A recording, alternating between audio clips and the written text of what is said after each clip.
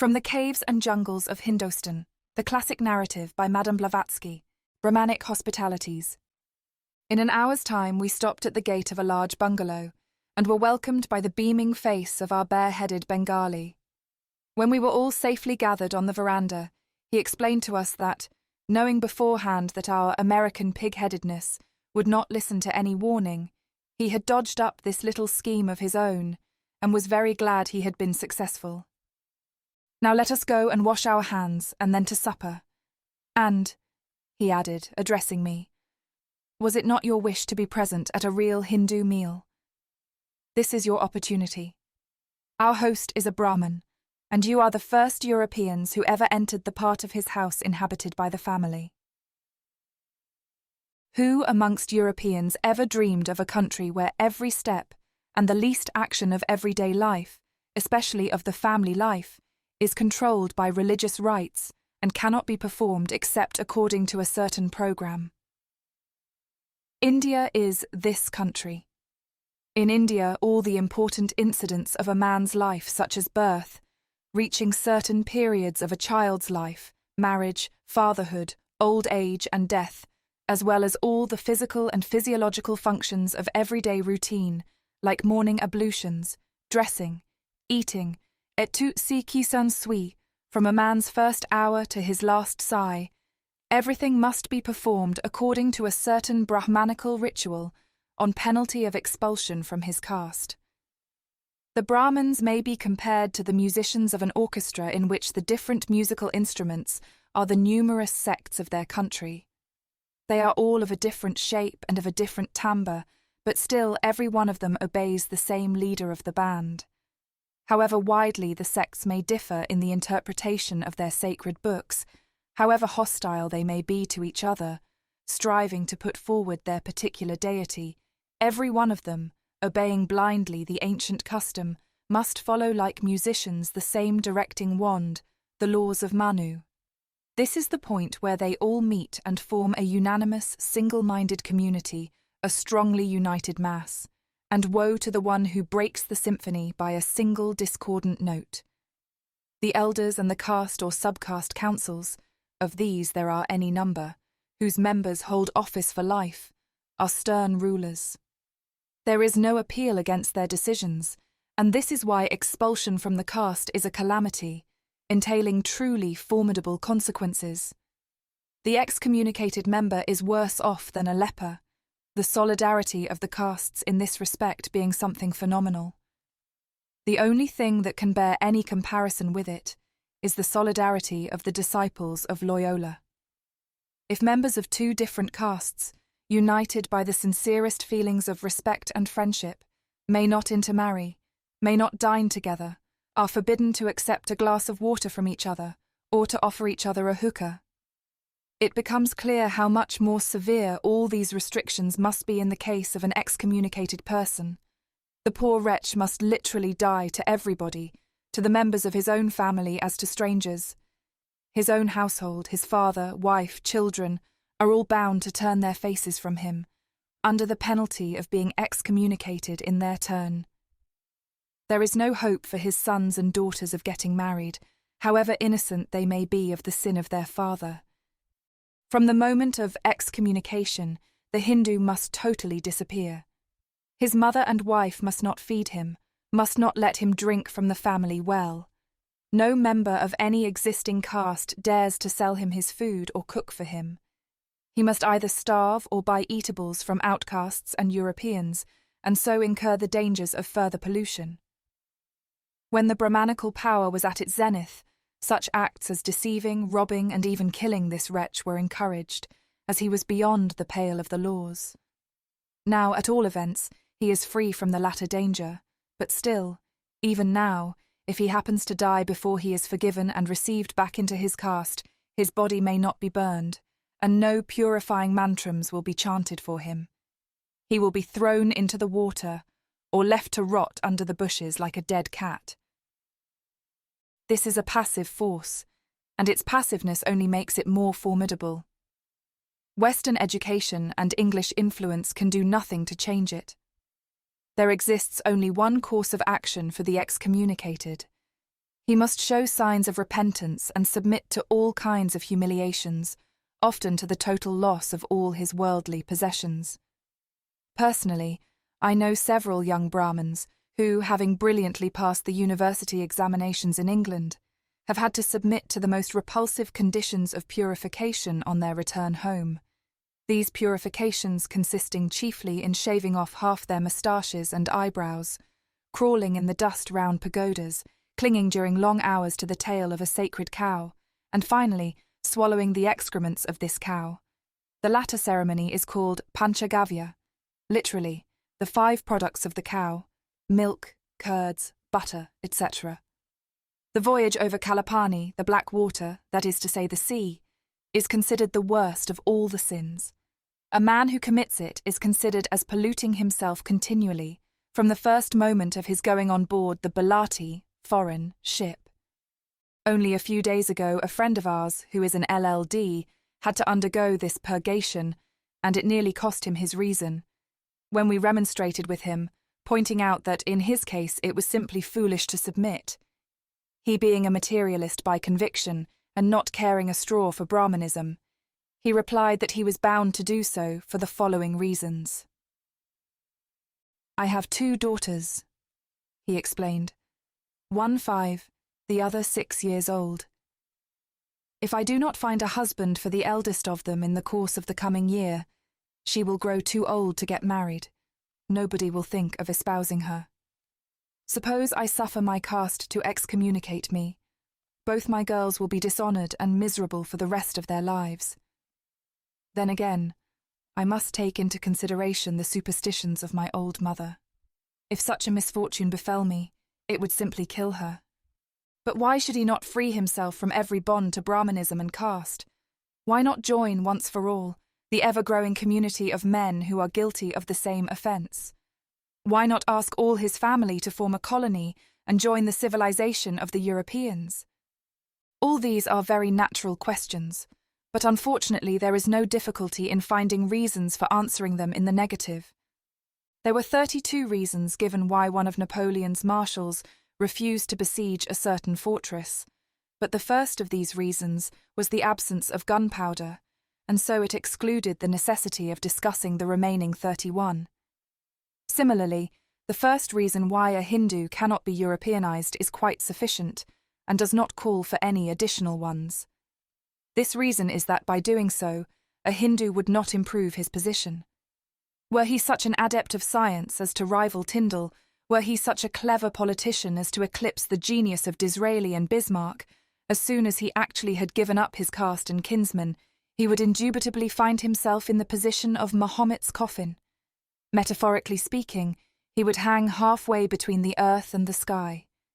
It would be an utter injustice to suppose that this state of things is the result of the policy of the English government, that the said government is afraid of giving a chance to natives who may be suspected of being hostile to the British rule. In reality, the government has little or nothing to do with it.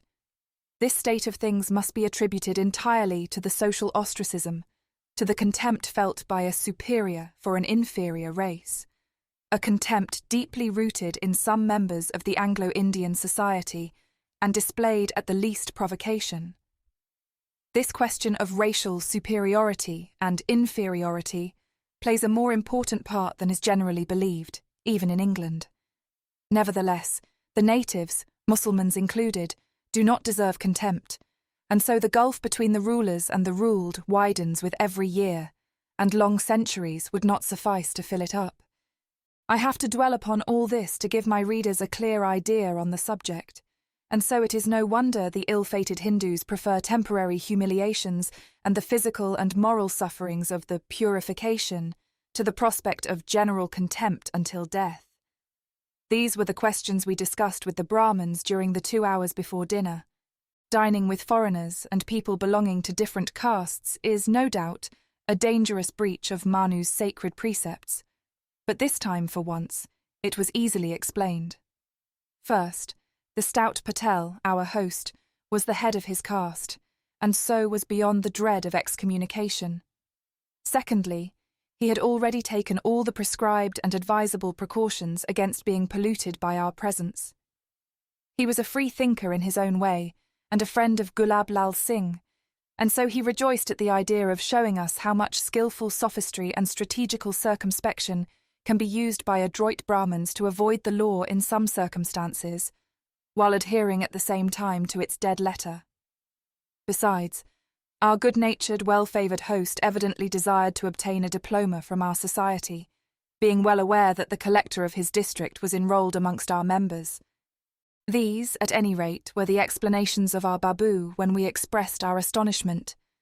So it was our concern to make the most of our chance and to thank Providence for this rare opportunity. And this we accordingly did. Hindus take their food only twice a day, at 10 o'clock in the morning and at 9 in the evening. Both meals are accompanied by complicated rites and ceremonies. Even very young children are not allowed to eat at odd times, eating without the prescribed performance of certain exorcisms being considered a sin. Thousands of educated Hindus have long ceased to believe in all these superstitious customs, but nevertheless, they are daily practiced. Sham Rao Bahunathji, our host, belonged to the ancient caste of Patara Prabhus and was very proud of his origin. Prabhu means lord, and this caste descends from the Kshatriyas. The first of them was Ashvapati, 700 BC, a lineal descendant of Rama and Prithu, who, as is stated in the local chronology, governed India in the Dvapara and Treta Yugas, which is a good while ago. The Patara Prabhus are the only caste within which Brahmins have to perform certain purely Vedic rites, known under the name of the Kshatriya rites. But this does not prevent their being Patans, instead of Patars, Patan, meaning the fallen one. This is the fault of King Ashvapati. Once, when distributing gifts to holy anchorites, he inadvertently forgot to give his due to the great Burigu. The offended prophet and seer declared to him that his reign was drawing near its end, and that all his posterity would perish. The king, throwing himself on the ground, implored the prophet's pardon. But his curse had worked its fulfillment already. All that he could do to stop the mischief consisted in a solemn promise not to let the king's descendants disappear completely from the earth. However, the Patars soon lost their throne and their power. Since then, they have had to live by their pens, in the employment of many successive governments, to exchange their name of Patars for Patans, and to lead a humbler life than many of their late subjects. Happily for our talkative amphitryon, his forefathers became Brahmans, that is to say, went through the golden cow. The expression, to live by their pens, alludes, as we learned later on, to the fact of the Patans occupying all the small government posts in the Bombay Presidency, and so being dangerous rivals of the Bengali Babus since the time of British rule. In Bombay, the Patan clerks reached the considerable figure of 5,000. Their complexion is darker than the complexion of Konkan Brahmins, but they are handsomer and brighter. As to the mysterious expression, went through the golden cow, it illustrates a very curious custom. The Kshatriyas, and even the much despised Shudras, may become a sort of left-hand Brahmins. This metamorphosis depends on the will of the real Brahmins, who may, if they like, sell this right for several hundreds or thousands of cows.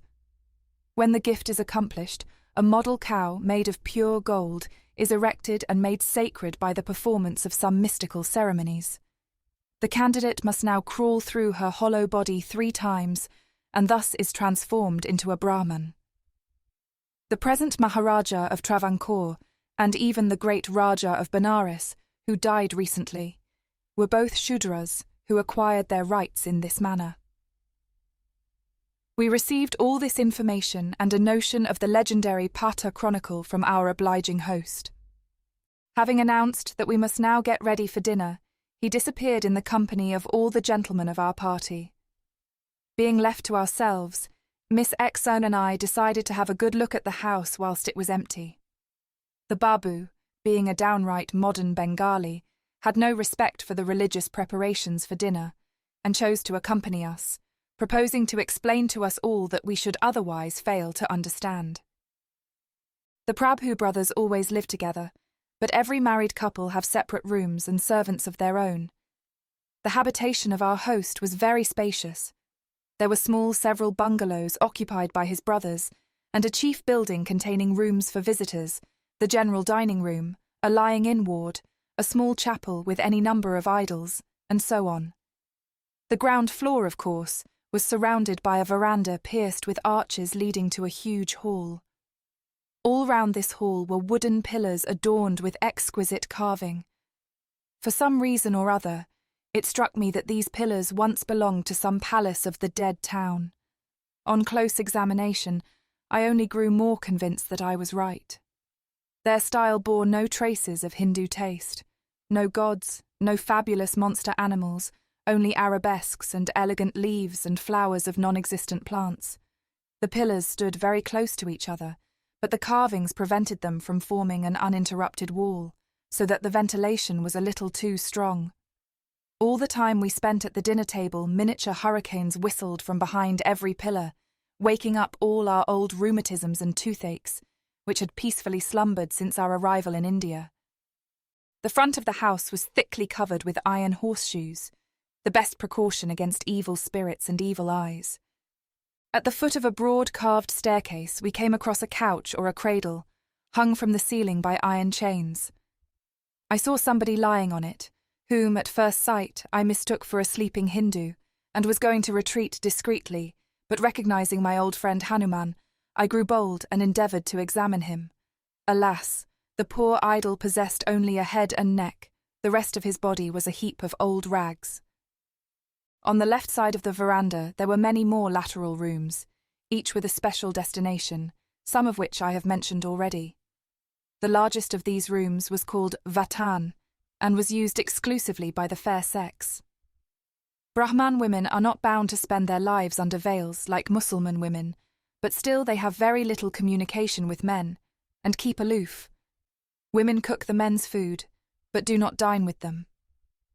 The elder ladies of the family are often held in great respect, and husbands sometimes show a shy courteousness towards their wives, but still a woman has no right to speak to her husband before strangers, nor even before the nearest relations, such as her sisters and her mother. As to the Hindu widows, they really are the most wretched creatures in the whole world. As soon as a woman's husband dies, she must have her hair and her eyebrows shaven off.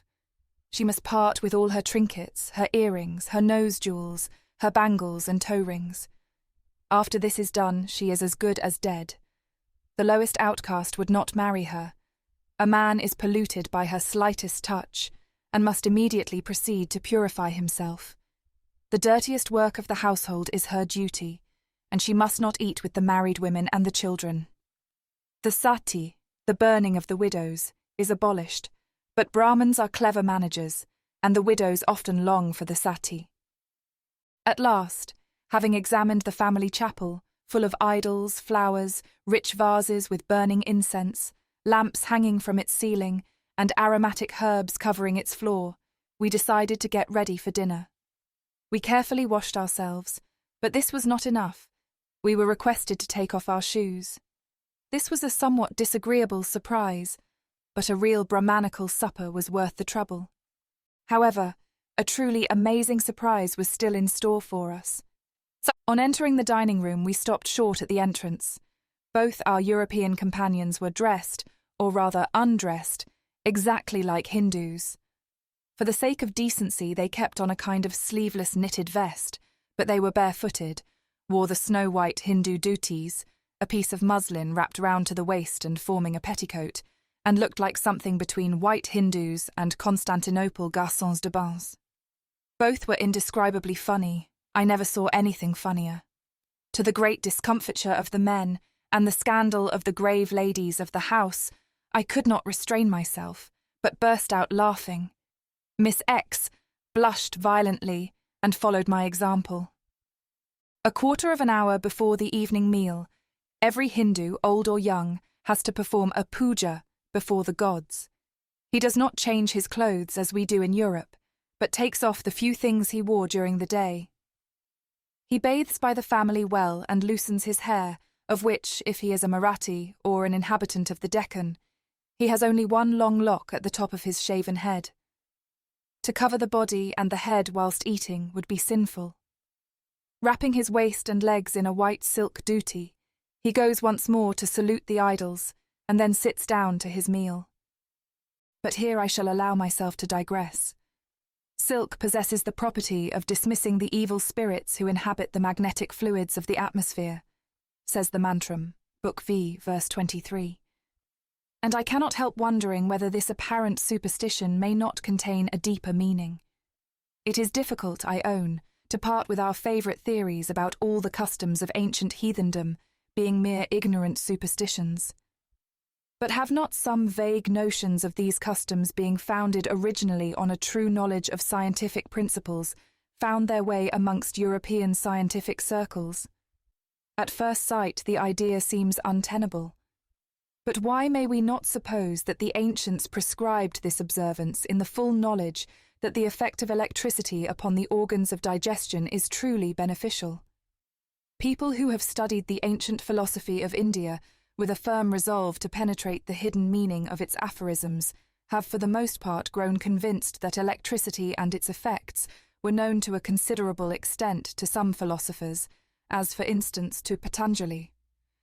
Charaka and Sushruta had propounded the system of Hippocrates long before the time of him who in Europe is supposed to be the father of medicine. The Padranath temple of Vishnu possesses a stone bearing evident proof of the fact that Surya Siddhanta knew and calculated the expansive force of steam many centuries ago. The ancient Hindus were the first to determine the velocity of light and the laws of its reflection, and the table of Pythagoras and his celebrated theorem of the square of hypotenuse are to be found in the ancient books of Jyotisha.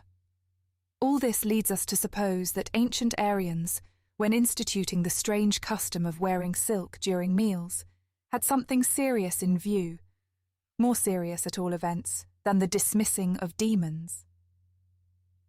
Having entered the refectory, we immediately noticed what were the Hindu precautions against their being polluted by our presence. The stone floor of the hall was divided into 2 equal parts.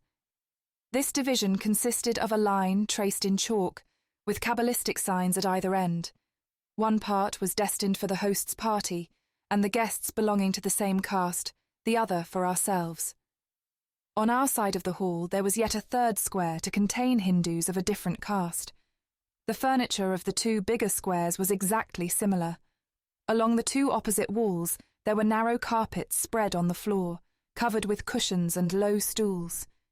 Before every occupant there was an oblong on the bare floor, traced also with chalk, and divided like a chessboard into small quadrangles which were destined for dishes and plates. Both the latter articles were made of the thick, strong leaves of the Boutea frondosa, larger dishes of several leaves pinned together with thorns, plates and saucers of 1 leaf with its borders turned up. All the courses of the supper were already arranged on each square. We counted 48 dishes, containing about a mouthful of 48 different dainties. The materials of which they were composed were mostly terra incognita to us, but some of them tasted very nice. All this was vegetarian food. Of meat, fowl, eggs and fish there appeared no traces. There were chutneys, fruit and vegetables preserved in vinegar and honey, panchamrits, a mixture of pampello berries, tamarinds, cocoa milk, treacle and olive oil, and kushmere, made of radishes, honey and flour. There were also burning hot pickles and spices. All this was crowned with a mountain of exquisitely cooked rice and another mountain of chapatis, which are something like brown pancakes. The dishes stood in 4 rows, each row containing 12 dishes, and between the rows burned 3 aromatic sticks of the size of a small church taper. Our part of the hall was brightly lit with green and red candles. The chandeliers which held these candles were of a very queer shape. They each represented the trunk of a tree with a 7-headed cobra wound round it. From each of the 7 mouths rose a red or a green wax candle of spiral form like a corkscrew. Draughts blowing from behind every pillar fluttered the yellow flames, filling the roomy refectory with fantastic moving shadows and causing both our lightly clad gentlemen to sneeze very frequently. Leaving the dark silhouettes of the Hindus in comparative obscurity, This unsteady light made the two white figures still more conspicuous, as if making a masquerade of them and laughing at them. The relatives and friends of our host came in one after the other. They were all naked down to the waist, all barefooted. All wore the triple Brahmanical thread and white silk dhotis, and their hair hung loose. Every sahib was followed by his own servant, who carried his cup, his silver, or even gold, jug filled with water, and his towel.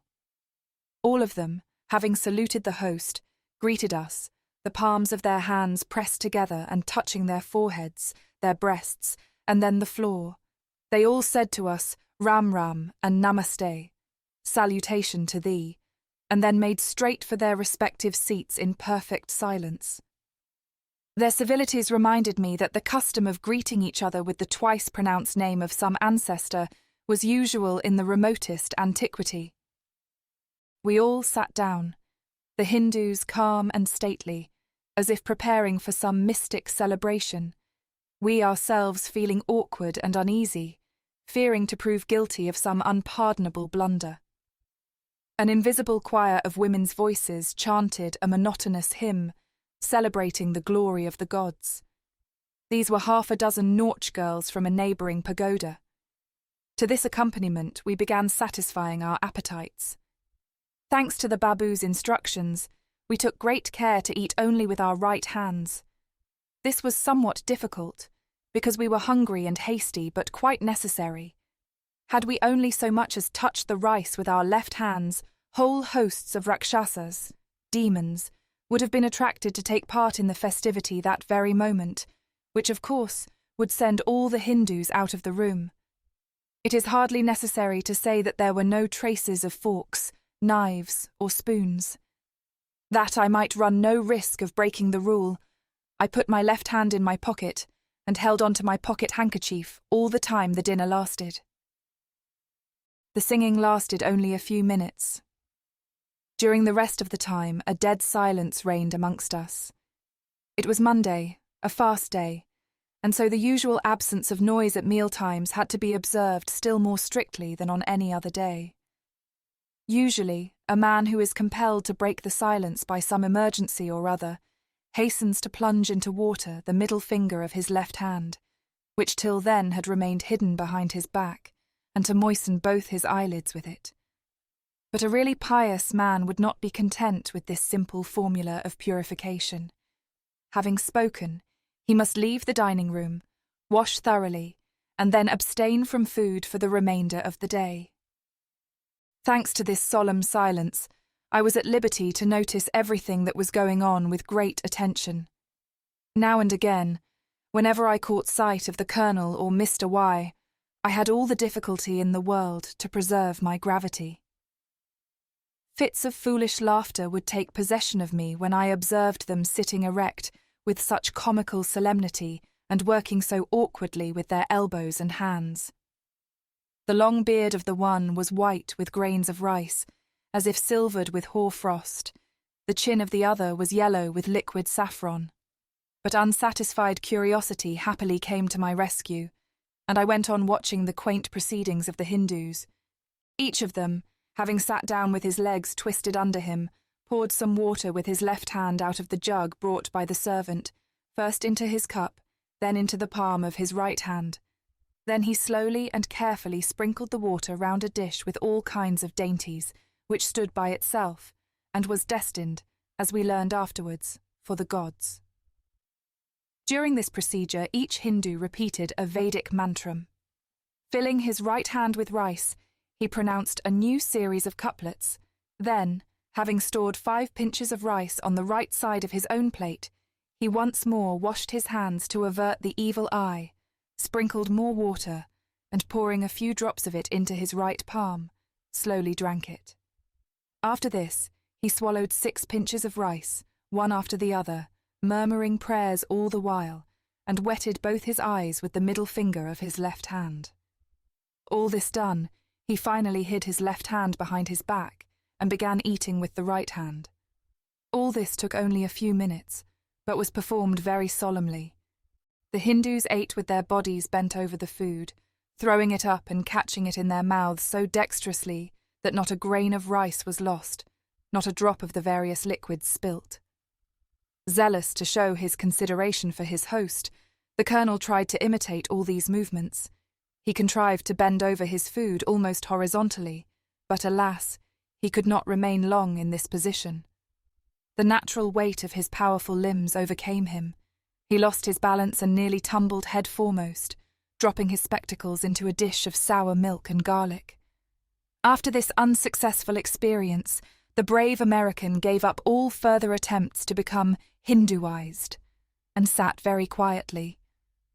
The supper was concluded with rice mixed with sugar, powdered peas, olive oil, garlic, and grains of pomegranate, as usual. This last dainty is consumed hurriedly. Everyone nervously glances askance at his neighbour, and is mortally afraid of being the last to finish, because this is considered a very bad sign.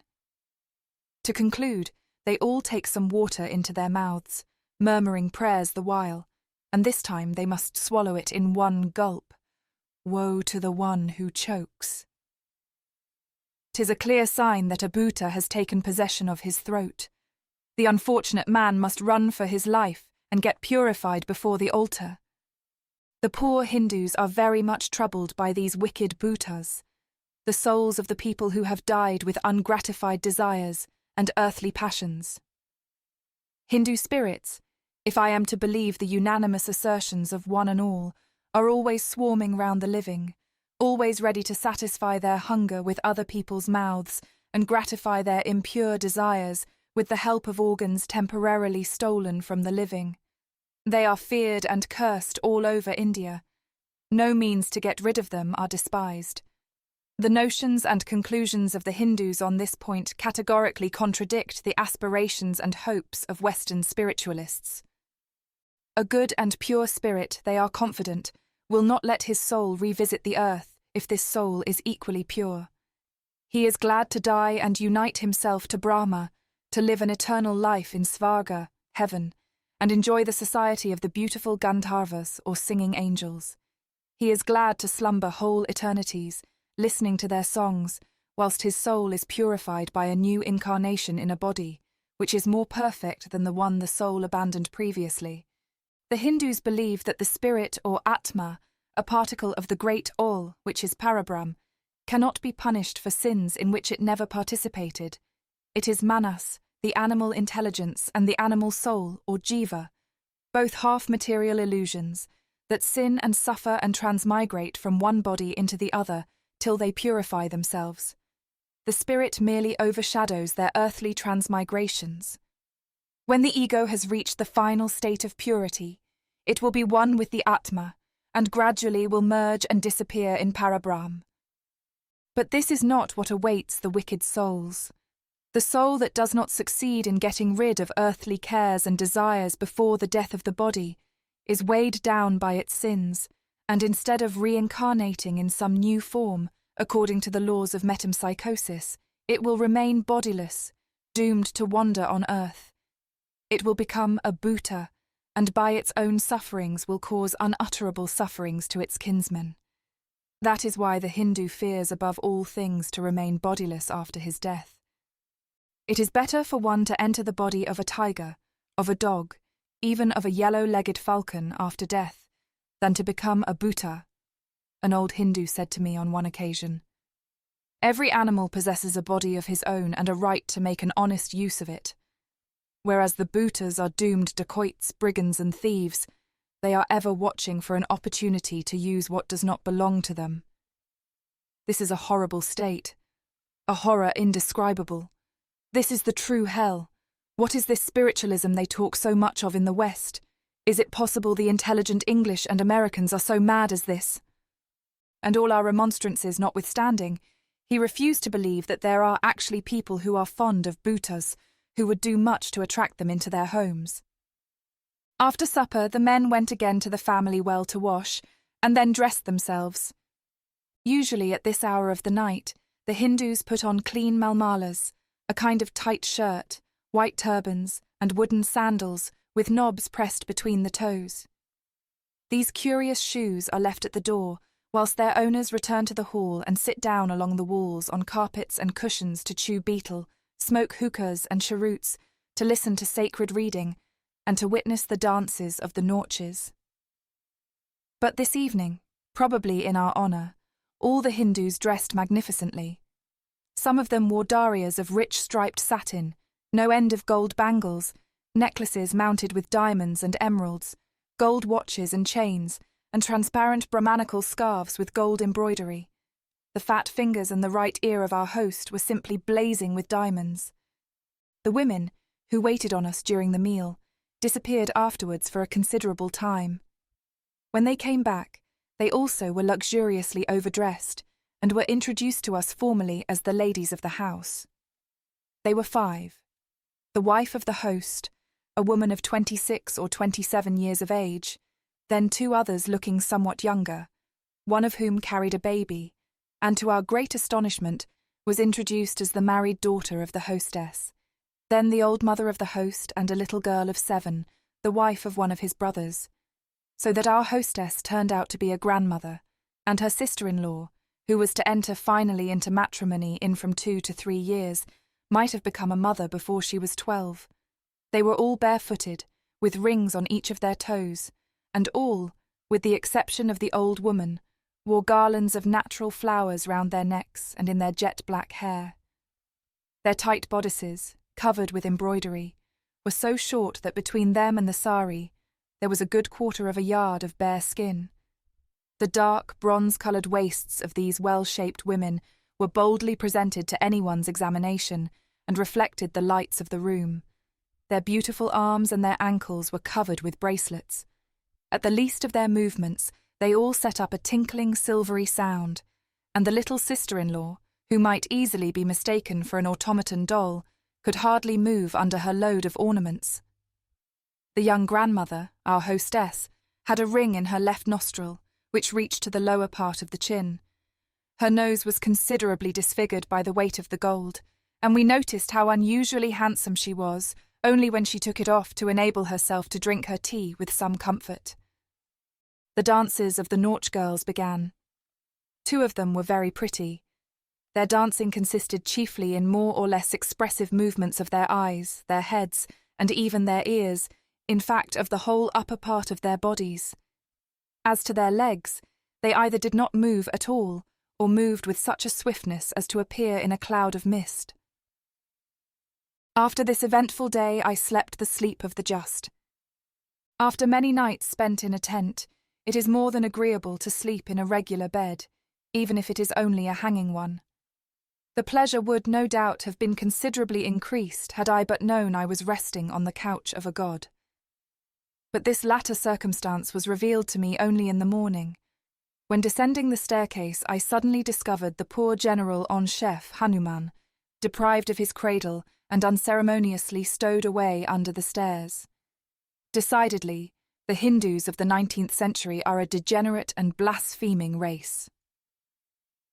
In the course of the morning, we learned that this swinging throne of his and an ancient sofa were the only pieces of furniture in the whole house that could be transformed into beds.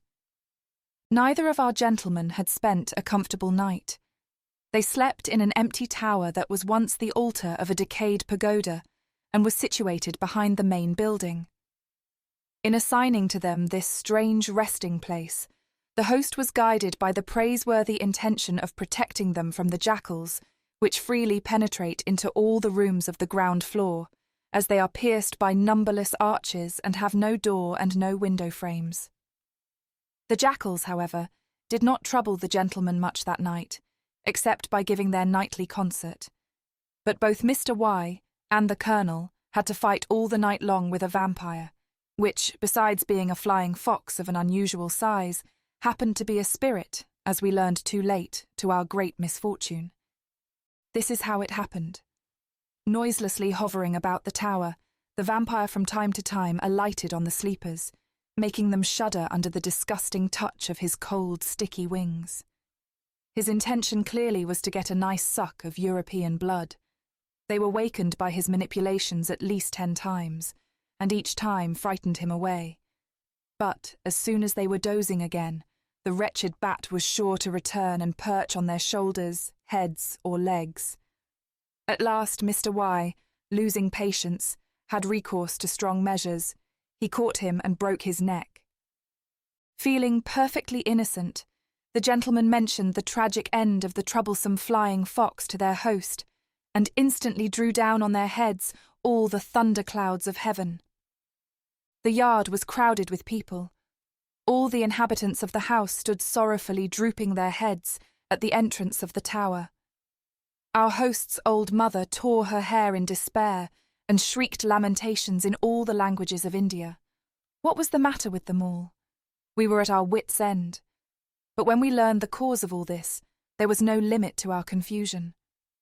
By certain mysterious signs, known only to the family Brahman, it had been decided 10 years ago that the soul of our host's elder brother had incarnated in this bloodthirsty vampire bat. This fact was stated as being beyond any doubt. For 9 years the late Patara Prabhu existed under this new shape, carrying out the laws of metempsychosis. He spent the hours between sunrise and the sunset in an old pipal tree before the tower, hanging with his head downwards. But at night he visited the old tower and gave fierce chase to the insects that sought rest in this out-of-the-way corner. And so 9 years were spent in this happy existence, divided between sleep, food, and the gradual redemption of old sins committed in the shape of a Patara Prabhu. And now? Now his listless body lay in the dust at the entrance of his favourite tower, and his wings were half devoured by the rats. The poor old woman, his mother, was mad with sorrow, and cast through her tears reproachful, angry looks at Mr. Y, who, in his new capacity of a heartless murderer, looked disgustingly composed.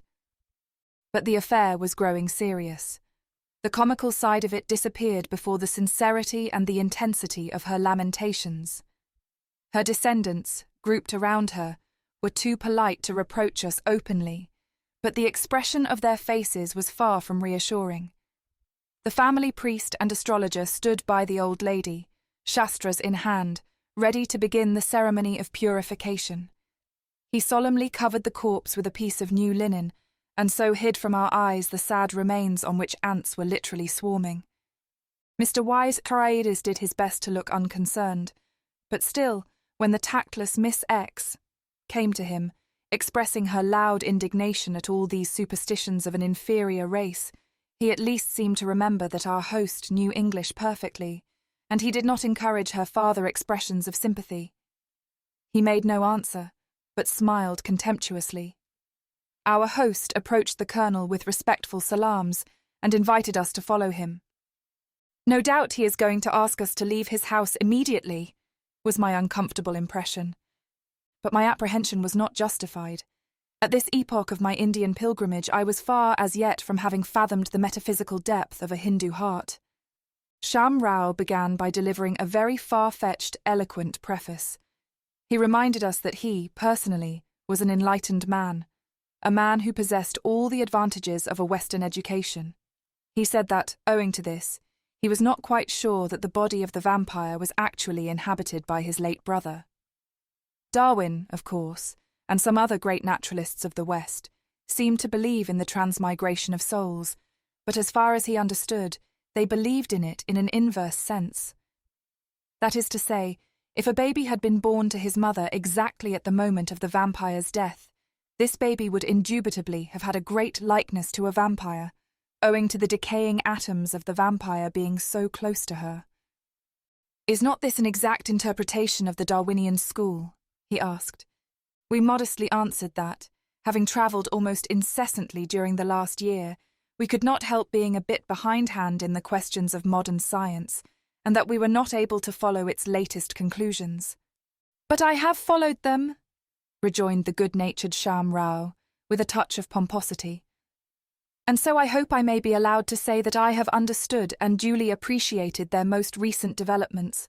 I have just finished studying the magnificent anthropogenesis of Haeckel, and have carefully discussed in my own mind his logical, scientific explanations of the origin of man from inferior animal forms through transformation."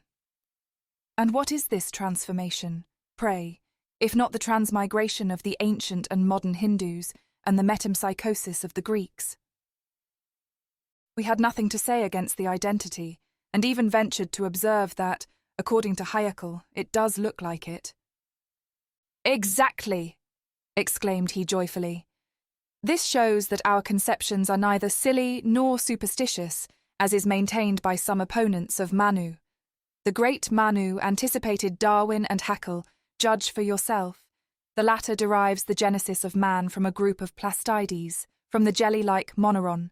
This moneron, through the amyoba, the ascidian, the brainless and heartless amphioxus, and so on, transmigrates in the eighth remove into the lamprey, is transformed, at last, into a vertebrate amniote, into a premammalian, into a marsupial animal. The vampire, in its turn, belongs to the species of vertebrates. You, being well-read people, all of you, cannot contradict this statement. He was right in his supposition. We did not contradict it. In this case, do me the honour to follow my argument. We did follow his argument with the greatest attention, but were at a loss to foresee whither it tended to lead us. Darwin, continued Sham Rao, in his Origin of Species, re-established almost word for word the palingenetic teachings of our Manu. Of this I am perfectly convinced, and, if you like, I can prove it to you book in hand. Our ancient lawgiver, amongst other sayings, speaks as follows. The great Parabrum commanded man to appear in the universe, after traversing all the grades of the animal kingdom, and springing primarily from the worm of the deep-sea mud. The worm became a snake, the snake a fish, the fish a mammal, and so on. Is not this very idea at the bottom of Darwin's theory, when he maintains that the organic forms have their origin in more simple species, and says that the structureless protoplasm born in the mud of the Laurentian and Silurian periods, the Manu's mud of the seas, I dare say, gradually transformed itself into the anthropoid ape, and then finally into the human being? We said it looked very like it. But, in spite of all my respect for Darwin and his eminent follower Haeckel, I cannot agree with their final conclusions, especially with the conclusions of the latter, continued Shamrao. This hasty and bilious German is perfectly accurate in copying the embryology of Manu and all the metamorphoses of our ancestors, but he forgets the evolution of the human soul, which, as it is stated by Manu, goes hand in hand with the evolution of matter. The son of Swayambhuva, the self-becoming, speaks as follows.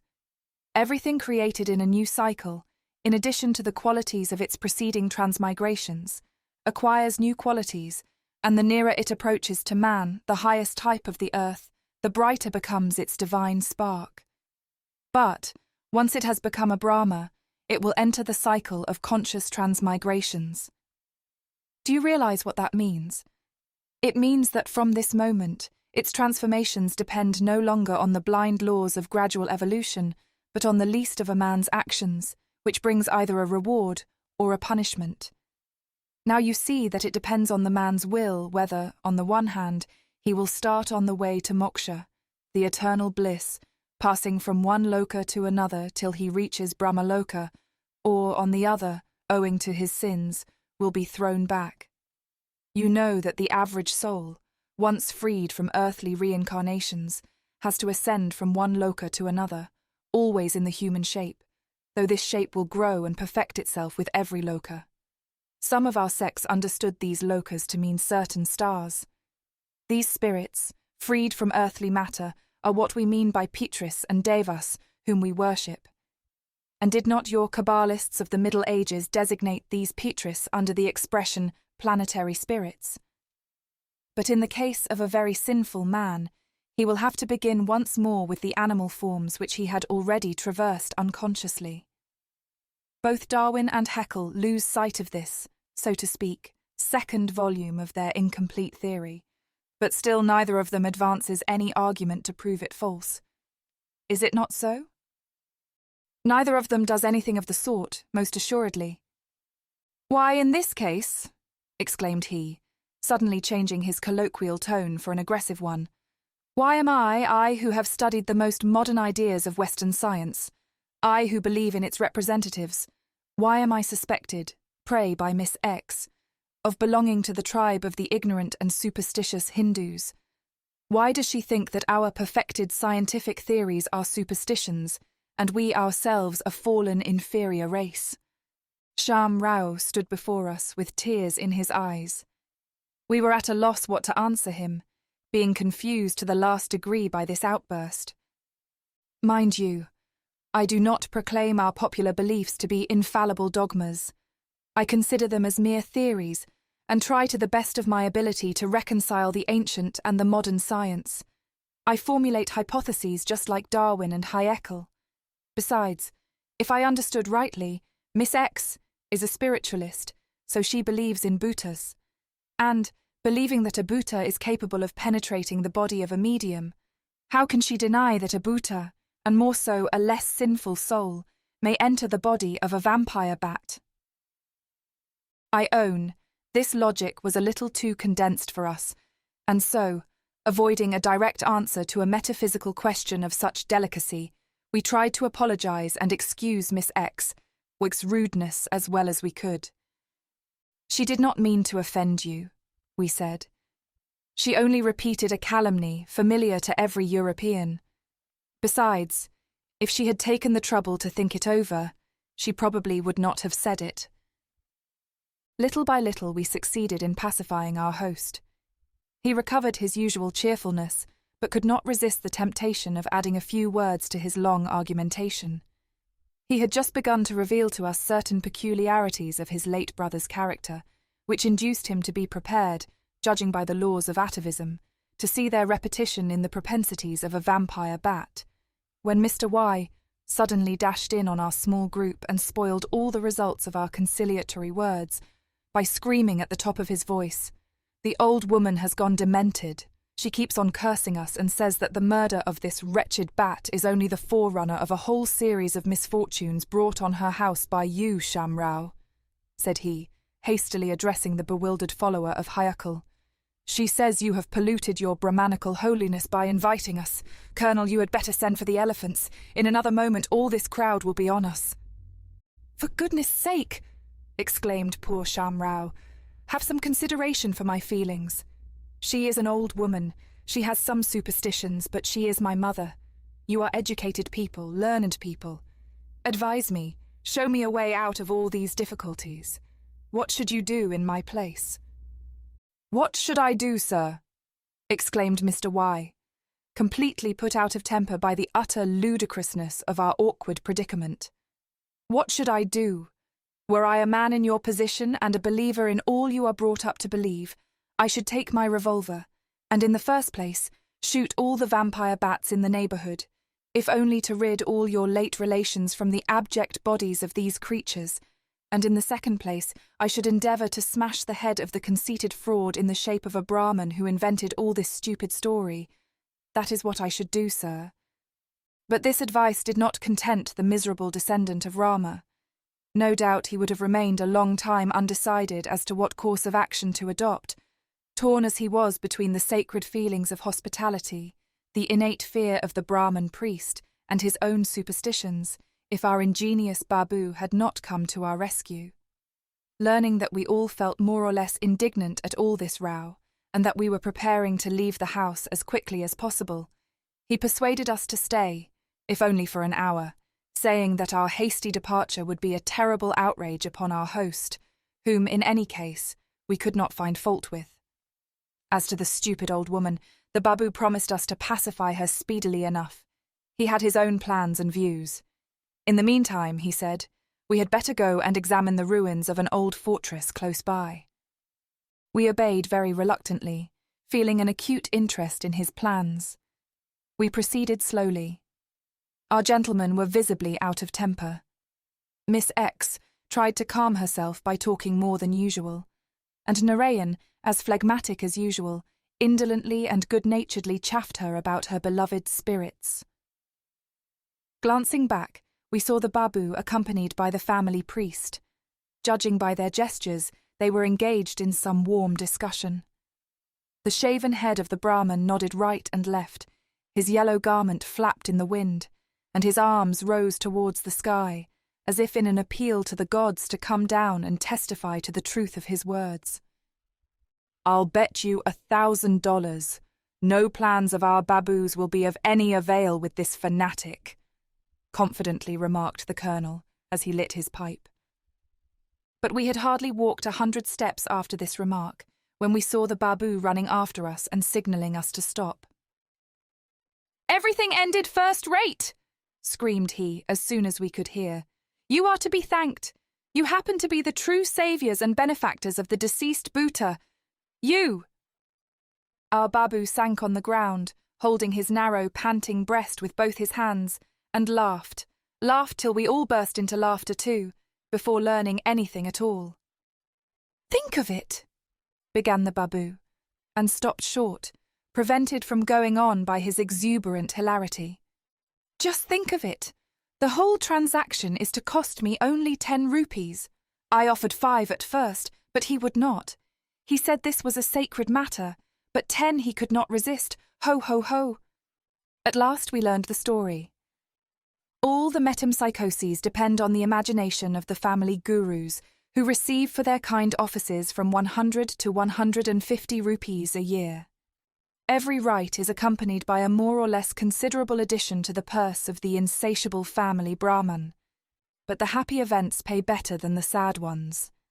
Knowing all this, the babu asked the Brahman point blank to perform a false samadhi, that is to say, to feign an inspiration, and to announce to the sorrowing mother that her late son's will had acted consciously in all the circumstances, that he brought about his end in the body of the flying fox, that he was tired of that grade of transmigration, that he longed for death in order to attain a higher position in the animal kingdom, that he is happy, and that he is deeply indebted to the sahib who broke his neck and so freed him from his abject embodiment. Besides, the observant eye of our all-knowing babu had not failed to remark that a she-buffalo of the guru's was expecting a calf, and that the guru was yearning to sell it to Sham Rao. This circumstance was a trump card in the babu's hand.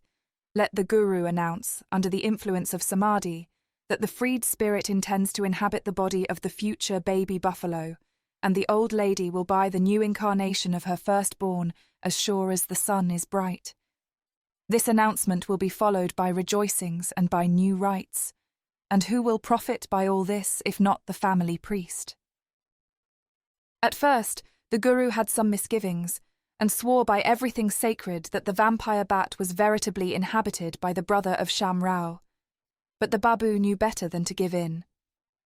The guru ended by understanding that his skillful opponent saw through his tricks, and that he was well aware that the Shastras exclude the possibility of such a transmigration.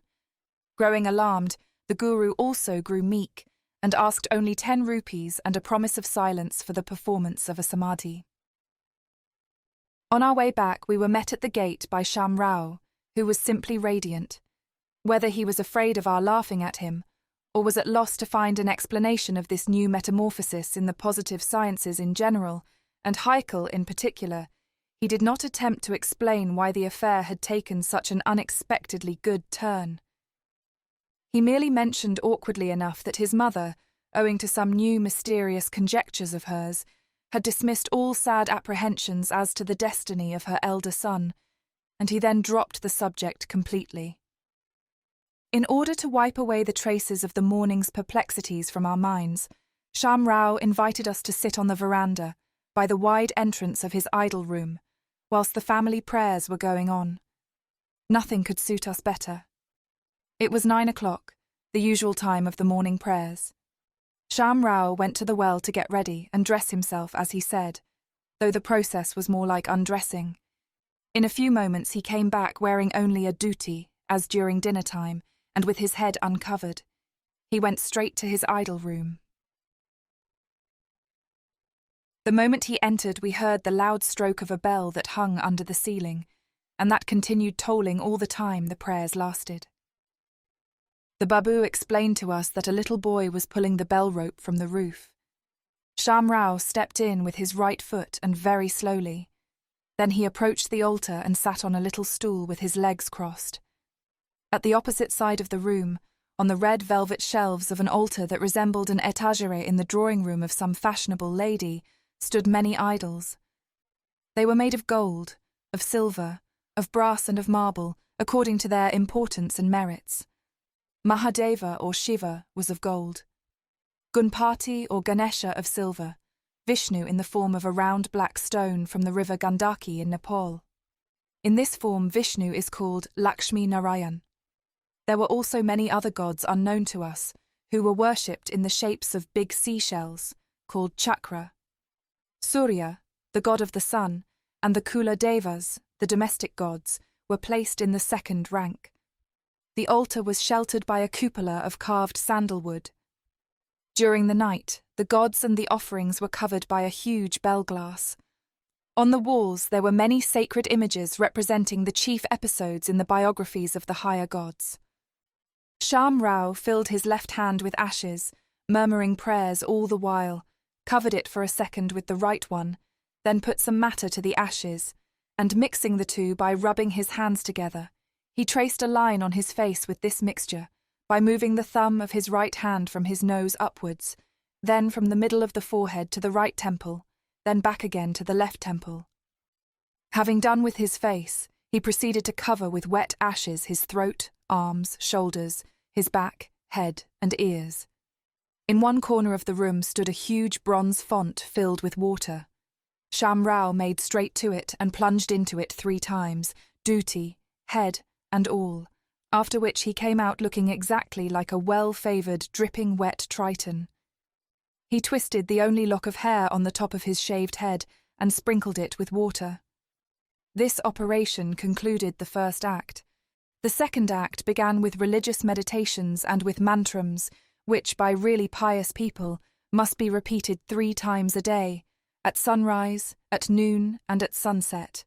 Sham Rao loudly pronounced the names of 24 gods, and each name was accompanied by a stroke of the bell. Having finished, he first shut his eyes and stuffed his ears with cotton, then pressed his left nostril with 2 fingers of his left hand, and having filled his lungs with air through the right nostril, pressed the latter also. Then he tightly closed his lips, so that breathing became impossible. In this position, every pious Hindu must mentally repeat a certain verse, which is called the Gayatri.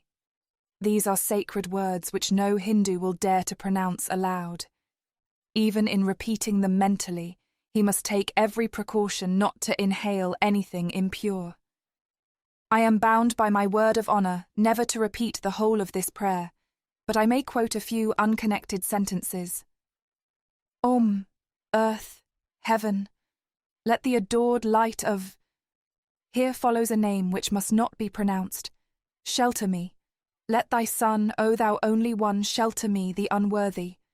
I shut my eyes, I shut my ears, I do not breathe, in order to see, hear, and breathe thee alone. Throw light upon our thoughts, again the secret name. It is curious to compare this Hindu prayer with the celebrated prayer of Descartes' Meditation 3 in his L'Existence de Dieu. It runs as follows, if I remember rightly. Now I shut my eyes, cover my ears, and dismiss all my 5 senses. I will dwell on the thought of God alone. I will meditate on his quality and look on the beauty of this wondrous radiancy. After this prayer, Sham Rao read many other prayers, holding with 2 fingers his sacred Brahmanical thread. After a while began the ceremony of the washing of the gods. Taking them down from the altar, one after the other, according to their rank, Sham Rao first plunged them in the big font, in which he had just bathed himself, and then bathed them in milk in a smaller bronze font by the altar. The milk was mixed up with curds, butter, honey, and sugar, and so it cannot be said that this cleansing served its purpose. No wonder we were glad to see that the gods underwent a second bathing in the first font, and then were dried with a clean towel. When the gods were arranged in their respective places, the Hindu traced on them the sectarian signs with a ring from his left hand. He used white sandal paint for the lingam and red for Gunpati and Surya. Then he sprinkled them with aromatic oils and covered them with fresh flowers.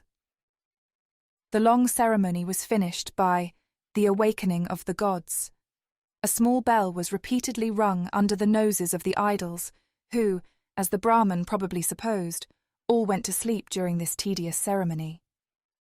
Having noticed or fancied, which often amounts to the same thing, that they were wide awake, he began offering them his daily sacrifices, lighting the incense and the lamps and, to our great astonishment, snapping his fingers from time to time, as if warning the idols to look out. Having filled the room with clouds of incense and fumes of burning camphor, he scattered some more flowers over the altar and sat on the small stool for a while, murmuring the last prayers. He repeatedly held the palms of his hands over the flame of the tapers and rubbed his face with them.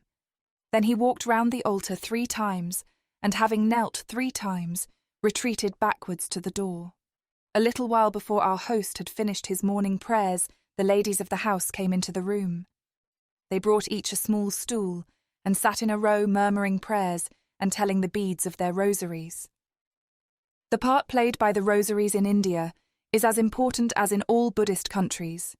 Every god has his favourite flower and his favourite material for a rosary. The fakirs are simply covered with rosaries. The rosary is called mala and consists of 108 beads. Very pious Hindus are not content to tell the beads when praying. They must hide their hands during this ceremony in a bag called gomukha, which means the cow's mouth. We left the women to their prayers and followed our host to the cow house. The cow symbolises the fostering earth, or nature, and is worshipped accordingly. Sham Rao sat down by the cow and washed her feet, first with her own milk, then with water. He gave her some sugar and rice, covered her forehead with powdered sandal, and adorned her horns and 4 legs with chains of flowers. He burned some incense under her nostrils and brandished a burning lamp over her head. Then he walked 3 times round her and sat down to rest. Some Hindus walk round the cow 108 times, rosary in hand. But our Sham Rao had a slight tendency to free thinking, as we knew, and besides, he was too much of an admirer of Haeckel. Having rested himself, he filled a cup with water, put in it the cow's tail for a moment, and then drank it. After this he performed the rite of worshipping the sun and the sacred plant, tulsi. Unable to bring the god Surya from his heavenly altar and wash him in the sacred font, Sham Rao contented himself by filling his own mouth with water, standing on one leg and spurting this water towards the sun. Needless to say, it never reached the orb of day, but very unexpectedly sprinkled us instead. It is still a mystery to us why the plant tulsi, royal basilicum, is worshipped. However, towards the end of September we yearly witness the strange ceremony of the wedding of this plant with the god Vishnu, notwithstanding that tulsi bears the title of Krishna's bride, probably because of the latter being an incarnation of Vishnu. On these occasions, pots of this plant are painted and adorned with tinsel. A magical circle is traced in the garden, and the plant is put in the middle of it. A Brahman brings an idol of Vishnu and begins the marriage ceremony, standing before the plant. A married couple hold a shawl between the plant and the god, as if screening them from each other. The Brahman utters prayers, and young women, and especially unmarried girls, who are the most ardent worshippers of tulsi, throw rice and saffron over the idol and the plant. When the ceremony is concluded, the Brahman is presented with the shawl, the idol is put in the shade of his wife, the Hindus clap their hands, rend everyone's ears with the noise of tom-toms, let off fireworks, offer each other pieces of sugarcane, and rejoice in every conceivable way till the dawn of the next day.